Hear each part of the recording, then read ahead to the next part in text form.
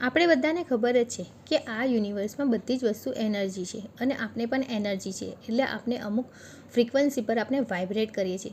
જ્યારે આપણે low frequency પર વાઇબ્રેટ કરીએ છીએ એટલે કે આપણે ઈગો હોય, ચિંતા કરતા હોય, ગુસ્સો કરતા હોઈએ, બીજા લોકોને હંમેશા જજ કરતા હોઈએ છીએ, બીજા લોકોને કંઈ સંભળાવી દેવાની આદત હોય, બીજા લોકોમાં ખરાબ વસ્તુ જ જોવાની આદત હોય, આપણે હમણાં ફ્યુચર માટે ચિંતા હોય, ડર હોય, પાસ્ટના દુઃખો આપણે વાતો કરતા હોય, એમાં ને એમાં જ આપણે ઉલઝાયેલા હોઈએ છીએ. જ્યારે આપણે પોતાની જાત પર વિશ્વાસ નથી હોતો, પોતાની જાત માટે આપણે ગિલ્ટ અનુભવતા હોઈએ, બોડી શેમ કરતા હોઈએ, આપણે પોતાના પર ટ્રસ્ટ નથી કરતા, પોતાના માટે હંમેશા ખરાબ વિચારો જ કરતા હોય, બીજા માટે પણ ખરાબ વિચારો કરતા હોય, ત્યારે આપણે લો વાઇબ્રેટ કરીએ છીએ. ત્યારે આવી સિચ્યુએશનમાં આપણે હંમેશા આપણી લાઈફમાં આપણે પ્રોબ્લેમ્સ અને ચેલેન્જીસને જ ઇન્વાઇટ કરીએ છીએ. આપણી લાઈફ વધારે ને વધારે ખરાબ થતી જાય છે, કારણ કે આપણે જેવા વાઇબ્રેટ કરીશું એ જ વાઇબ્રેશનવાળી વસ્તુ આપણા જીવનમાં એટ્રેક્ટ થાય છે.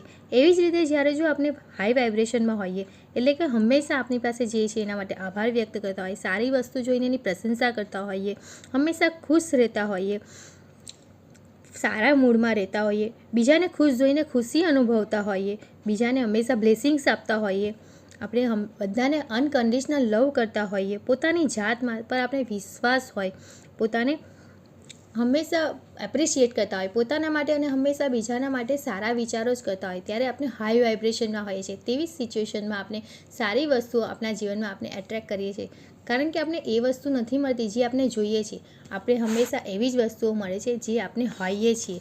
એટલે હંમેશા આપણે હાઈ વાઇબ્રેશનમાં વાઇબ્રેટ કરીએ, આપણે ખુશ રહીએ, આભાર વ્યક્ત કરીએ, પ્રશંસા કરીએ, પોતાના માટે અને બીજાના માટે હંમેશા સારું વિચારીએ.